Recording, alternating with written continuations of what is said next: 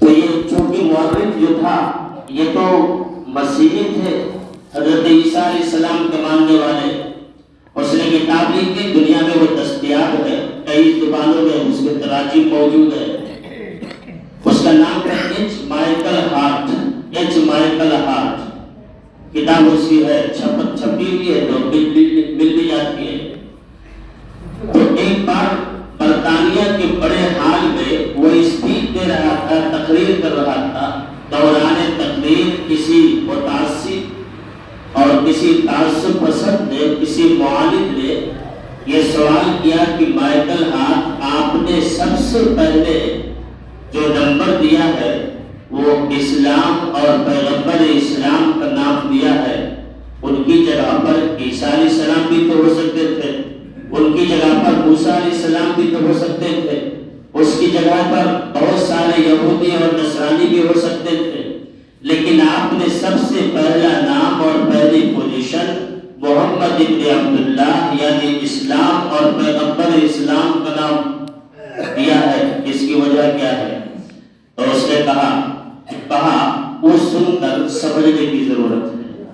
اس نے کہا کہ میں نے انہیں سب سے پہلی پوزیشن یعنی دنیا میں اللہ کے بعد سب سے بڑا انسان جو ہر اعتبار سے، جو قائد بھی ہو، راہبر بھی ہو اور بحیثیت خاندان خانوادے کے بہترین بیٹا بھی ہو، بہترین بھائی بھی ہو اور بہترین شوہر بھی ہو اور پھر بہترین قوم کی رہنمائی کرنے والے بھی ہو اور بہترین قائد ہو، بہترین سیاستدان ہو اور بہترین ماہر طبیعیات ہو، ہر میدان میں ان کو ہم نے سب سے اول مقام اس لیے دیا کہ مذہب اسلام کی شروعات 10 اگست 610 عیسوی کو ہے.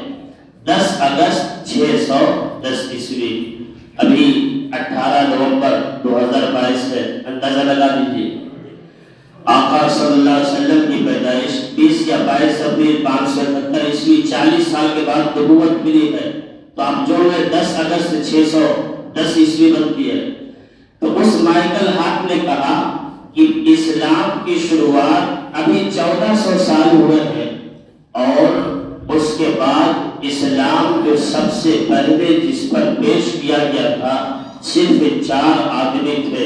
ایک بچہ تھا، اس کا نام علی تھا، ایک عورت تھی، اس کا نام خدیجہ تھا، ایک غلام تھا، اس کا نام زید بن شرحبیل کلبی تھا، اور ایک ادھیڑ عمر کے تھے، اس کا نام ابو بکر تھا. تو یہ 4 آدمی تھے جس پر مذہب اسلام کو 10 اگست 610 عیسوی کو پیش کیا گیا اور پھر مذہب اسلام کو اور پیغمبر اسلام ماننے والے بڑھتے گئے اور ابھی اس کے ماننے والے ساری دنیا میں 190-80 کے درمیان 101 ارب 90 یا 80 کروڑ ہے. اس کا مطلب یہ ہے کہ اسلام اور پیغمبر اسلام مذہب ہے، اور پھر اس لیے کہ 1-2 کو دھوکہ دیا جا سکتا ہے، 101 ارب 90 یا 80 کروڑ کو دھوکہ نہیں دیا جا سکتا ہے. اس لیے پہلی پوزیشن محمد صلی اللہ علیہ وسلم کو دیا ہے کہ یہ مذہب سچا بھی ہے اور پکا بھی ہے اور دن بدن بڑھتے بھی جا رہے ہیں. 15 نومبر 2022 کو اس وقت ساری دنیا کی آبادی 8 ارب چکی ہے، 8 ارب پہنچ چکی ہے. 2035 میں 9 ارب کے قریب پہنچنے کی امید ہے. تو بہرحال ان 8 ارب میں 1 ارب 80 یا 90 کروڑ مسلمانوں کی آبادی ہے. 1400 سال میں اتنی آبادی بڑھی ہے. اس کا مطلب یہ ہے کہ اسلام اور پیغمبر اسلام سب سے سچے اور اچھے ہیں. اس لیے ہم نے محمد ابن عبداللہ صلی اللہ علیہ وسلم کو پہلی پوزیشن عطا کی. اور ایک تو جواب اس نے یہ دیا، دوسرا جواب اس نے یہ دیا، بہت بڑا مجمع تھا. اس مجمع میں اس نے کہا کہ اس نبی کے ماننے والے چاہے جتنا بھی بڑا گناہگار ہو، اس نبی کے ماننے والے ایسے ہیں کہ اگر ان کی شان میں کوئی گستاخی کی جائے تو اپنی جان کو قربان کرنا یہ اپنے لیے فخر سمجھتے ہیں، اور اتنے بڑے ہیں آدمی یہاں بیٹھے ہوئے ہیں، ہمیں آپ ہیں، ہم میں سے کوئی آدمی ہے جو عیسیٰ علیہ السلام کی ناموس اور آپ کی عزت کے لیے جان قربان کر سکتا ہے؟ کوئی ہاتھ نہیں اٹھا، کسی نے کوئی جواب نہیں دیا۔ تو مائیکل ہارٹ نے کہا کہ اس نبی کے ماننے والے ادنا امتی کا حال یہ ہے کہ نبی کی شان میں اگر گستاخی کی جائے تو اپنی جان کو قربان کرنا فخر سمجھتے ہیں، اس لیے میں نے محمد صلی اللہ علیہ وسلم کو پہلی پوزیشن عطا کی ہے۔ تو میرے بھائیوں، ہمیں اور آپ کو جو مذہب اللہ تعالیٰ نے عطا فرمایا ہے یہ بہت بڑی چیز ہے اور قابل قدر ہے، اس کی قدر کرنی چاہیے۔ اس وقت ہمارے کمانے کے باوجود، تمام محنت اور تدبیر کے باوجود پریشان کیوں ہیں؟ اس کی واحد وجہ یہ ہے کہ اللہ نے جو رسی آسمان سے اللہ اور عابد اور معبود، ساجد اور مسجود، اور اسی طرح سے خالق اور مخلوق، اسی طرح سے مالک اور مملوک کے درمیان جو تعلق جوڑنے والی رسی اللہ نے قرآن کی شکل میں عطا کی تھی، اور اللہ نے آسمان سے اس رسی کو لٹکا دیا۔ معاف کیجیے گا، ہم نے، آپ نے اس رسی کو چھوڑ دیا ہے، جس کی وجہ سے کمانے کے باوجود پریشان ہے، اولاد کے باوجود اولاد سے پریشان ہے، اور تمام خوشی، تمام اسباب راحت کے باوجود پریشان ہے۔ کیوں؟ اس لیے کہ ہم نے، آپ نے محمد صلی اللہ علیہ وسلم اور مذہب اسلام کو پہچانا نہیں، اور نہ ہی اس کی قدر کی اور نہ ہی اس کی عزت کی۔ اگر ہم اور آپ قدر کیے ہوتے تو مسجدوں کی یہ حالت ہوتی؟ اتنی بڑی بڑی آبادی، 2-2 3-3 تلہ بلڈنگ ہے، مسجد ہے، اور وہاں پڑھنے والے 5 نمازی بھی نہیں ہے، 10 نمازی بھی نہیں ہے۔ یاد رکھنا چاہیے کہ جو مسجد والے انتظامیہ 2 منزلہ 3 منزلہ مسجدوں کے لیے چندہ کرے، اس کو چندہ دینا جائز نہیں ہے۔ ان سے پہلے پوچھا جائے کہ آپ کی مسجد جو پہلی منزل ہے وہ بھرتی ہے یا نہیں بھرتی ہے۔ اگر نہیں بھرتی ہے تو پہلے بھرنے کا چندہ کیا جائے، اس کے بعد 2 تلہ 3 تلہ کا چندہ کیا جائے۔ ایک دم دینا جائز نہیں ہے۔ 2 تلہ 3 تلہ 4 تلہ بنائے جا رہے ہیں، اور 5 آدمی بھی امام مؤذن ملا کر مسجد میں نہیں ہوتے۔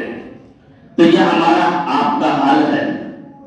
اس لیے بھائی، بزرگ اور دوستو، ہمیں اللہ کا شکر ادا کرنا چاہیے کہ اللہ نے ہمیں اور آپ کو مذہب اسلام عطا فرمایا، اور نبی رحمت جیسا نبی ہمیں اور آپ کو عطا فرمایا۔ ایسے نبی رحمت اللہ تعالیٰ نے اپنے حبیب پاک صلی اللہ علیہ وسلم کو ایک خاص حصہ عطا فرمایا رحمت کا۔ اس لیے آپ کی رحمت کا حصہ تمام مخلوق کو عطا کیا گیا ہے اور دیا گیا ہے۔ آپ کی رحمت کا حصہ عورتوں کو، بچوں کو، مردوں کو، اور شہریوں کو، دیہاتیوں کو، امیروں کو، غریبوں کو، ہر ایک کو اللہ تعالیٰ نے آپ کی رحمت کا حصہ عطا فرمایا صلی اللہ علیہ وسلم۔ چنانچہ آپ کی آمد اور آپ کی بعثت سے پہلے نہ مزدوروں کے کوئی حقوق تھے، اور نہ ہی جانوروں کے کوئی حقوق تھے، اور نہ ہی عورتوں کے کوئی حقوق تھے، کچھ بھی نہیں۔ ہر ایک پر ظلم و ستم تھا۔ اللہ کے نبی صلی اللہ علیہ وسلم دنیا میں تشریف لائے، اور آپ نے ہر ایک کو کے حقوق دیے اور حق بتلایا، اور یہ فرمایا کہ جانوروں پر اتنا ظلم نہ کیا کرو، بلکہ اسے چارہ کھانا زیادہ دیا کرو اور کام کم لیا کرو۔ جب ایک اونٹ آپ کے دربار میں آیا اور آنے کے بعد بلبلانے لگا، صحابہ نے پوچھا، یا رسول اللہ یہ کیوں رو رہا ہے؟ تو آپ نے فرمایا کہ یہ اونٹ اپنے مالک کی شکایت کر رہا ہے کہ مجھے مالک بوجھ زیادہ لادتا ہے اور چارہ کم دیتا ہے۔ آپ نے مالک کو بلایا اور یہ ارشاد فرمایا کہ اس پر بوجھ کم لادا کرو اور چارے زیادہ کھلایا کرو۔ تو یہ حصہ نبی کی رحمت کا اس جانور کے لیے بھی ہے۔ عورتوں کے لیے بھی ہے۔ تو یہ سارے اللہ کے نبی صلی اللہ علیہ وسلم کی رحمت کا حصہ آپ کو عطا فرمایا گیا، اور یہ تو دنیا ہے، یہ دنیا ہے، مرنے کے بعد آخرت میں بھی محمد صلی اللہ علیہ وسلم کی رحمت کا حصہ ماننے والوں کو نصیب ہوگا اور اللہ تعالیٰ عطا فرمائیں گے۔ چنانچہ معراج کی رات جب آپ تشریف لے گئے تو وہاں جانے کے بعد جبرائیل علیہ السلام سدرۃ المنتہا سے پہلے رک گئے، آگے نہیں بڑھے۔ اللہ کے نبی صلی اللہ علیہ وسلم آگے گئے اور پھر جانے کے بعد آپ نے یہ جملہ ارشاد فرمایا، التحیات للہ والصلوات والطیبات۔ پہلی چیز جو آپ نے پیش کی التحیات والصلوات والطیبات، اس کا معنی یہ ہے کہ یا اللہ قولی عبادت، مالی عبادت اور بدنی عبادت، یہ ساری عبادتیں تیرے لیے ہیں۔ یعنی زبان سے جو عبادت کی جائے تعریف کر کے وہ بھی تیرے لیے، اور اسی طرح سے بدن کے ذریعے سے جو عبادت کیا جائے وہ بھی تیرے لیے ہے، اور ایسے ہی مال کے ذریعے جو عبادت کی جائے وہ سب تیرے لیے ہے۔ یہ تین تبادلے اور یہ تین ہدیے محمد رسول اللہ صلی اللہ علیہ وسلم نے اللہ کی درگاہ میں پیش کیا، تو ادھر سے اللہ تعالیٰ نے یہ جواب دیا، السلام علیکہ ایھا النبی ورحمۃ اللہ وبرکاتہ۔ اے نبی آپ پر سلامتی ہو اور اللہ کی رحمت ہو اور اللہ کی برکت ہو۔ تین تبادلے، اللہ کے نبی کی طرف سے ہدیہ، ادھر سے تبادلہ، اے نبی آپ پر سلامتی ہو، اللہ کی رحمت ہو اور برکت ہو۔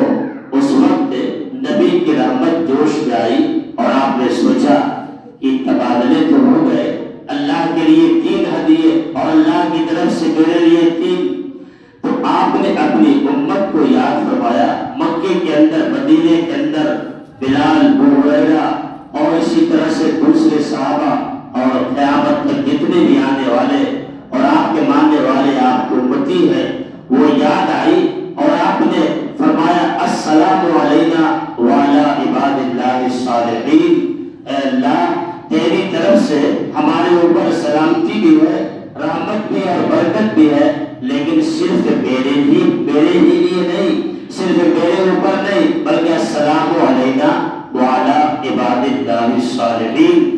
یہ سلامتی، یہ رحمت، یہ برکت ہمارے اوپر اور ایسے ہی آپ کے نیک بندوں کے اوپر بھی ہو۔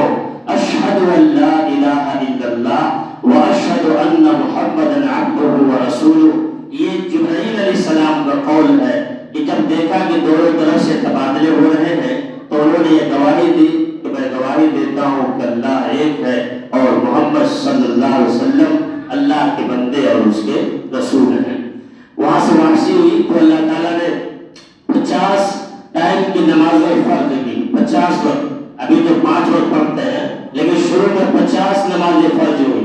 واپسی ہوئی، آپ نے سنا ہوگا علماء سے، واپسی ہوئی تو آپ نے جب موسیٰ علیہ السلام ہماری امت کو 2 نماز نہیں پڑھ سکی اور آپ کی امت 50 کیسے پڑھ لیں گی، چاہیے معافی کروائیے اور کبھی کروائیے۔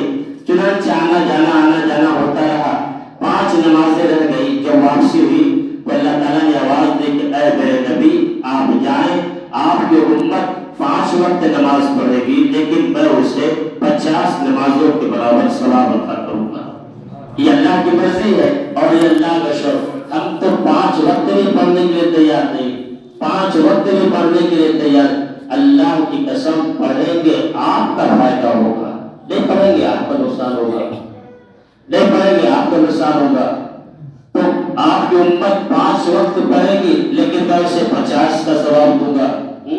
مالک ہے، چاہے جو کرے، ہے نا، جس کو چاہے عذاب دے، جس کو چاہے سزا دے، یہ تو اس کی مرضی ہے۔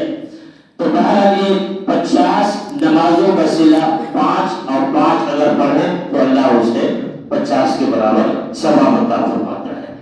بھائیو میری آپ سے گزارش ہے کہ اپنی زندگی اور اپنا تعلق اللہ اور اس کے رسول صلی اللہ علیہ وسلم سے بنائے رکھیں اور رشتے کو قائم رکھیں۔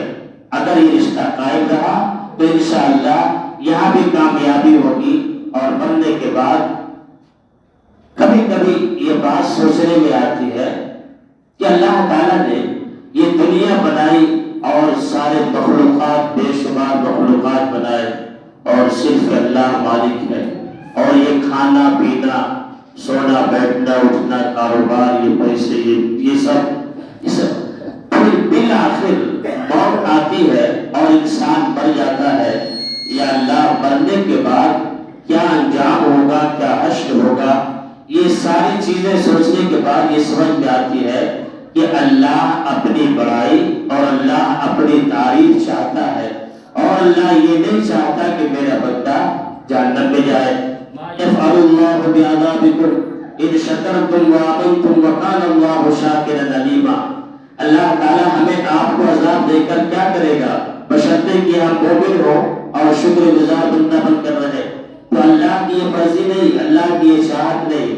اس لیے میرے بھائی بزرگ دوستو، دنیا کی زندگی کے ساتھ ساتھ آخرت کو مقدم رکھنا چاہیے، اور آخرت کو سامنے رکھ کر زندگی گزارنی چاہیے، اور بار بار شکر ادا کرنا چاہیے کہ اللہ جیسے تو نے ہمیں خوبصورت اسلام عطا فرمایا ہے، ایسے ہی خوبصورتی کے ساتھ اسلام پر چلنے کی توفیق عطا فرما، اسلام پر جینے کی توفیق عطا فرما۔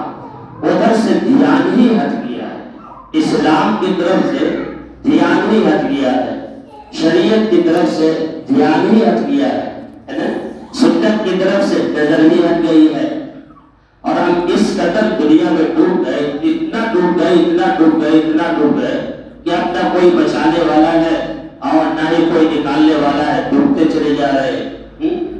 تو اس قدر دنیا میں ڈوب گئے کہ اب نکلنا بہت مشکل ہے۔ کوشش کیجیے، ہاتھ پیر ماری، ہو سکتا ہے کہ آپ نکل جائیں، لیکن امید نہیں ہے، کوشش کیجیے۔ تو اللہ تعالیٰ کوشش کرنے والوں کو عطا فرماتے ہیں۔ تو بھائیو، آپ دین کے ساتھ ساتھ دنیا کے ساتھ ساتھ دین کو، اور دین کے ساتھ دنیا کو، یہ دونوں چیزیں بیلنس کے ساتھ، برابری کے ساتھ لے کر چلنا چاہیے۔ ایک دم دین ہی اختیار کر لینا، دنیا چھوڑ دینا، یہ بھی ناانصافی ہے، اور ایک دم جو ہے دنیا ہی اختیار کر لینا، دین چھوڑ دینا، یہ بھی ناانصافی ہے۔ اس لیے چیزوں کو سامنے رکھ کر زندگی گزاریں۔ اللہ ہمیں بھی آپ کو بھی شکر کی توفیق عطا فرمائے، اور سنت کے مطابق زندگی گزارنے کی توفیق عطا فرمائے۔ وہ مالک